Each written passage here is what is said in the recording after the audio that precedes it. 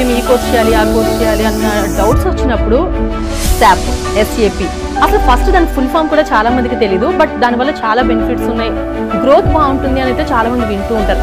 So first of all SAP అంటే ఏంటి, దీని స్టూడెంట్స్ నేర్చుకోవడం వల్ల ఎలాంటి బెనిఫిట్స్ ఉండే ఛాన్సెస్ ఉంటాయంటారు? సో జనరల్ గా SAP అనేది ఒక కంపెనీ అండి.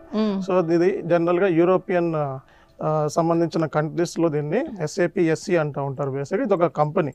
సో SAP అనే సాఫ్ట్వేర్ నవ్వే డేస్ ప్రతి కంపెనీకి కూడా అవసరం అయిపోయింది. పెద్ద పెద్ద కంపెనీస్ మనం చూసుకున్నట్లయితే, సో టాప్ మోస్ట్ కంపెనీస్ అందులో సో 90% కంపెనీస్ SAPనే యూజ్ చేస్తున్నాయి అనమాట.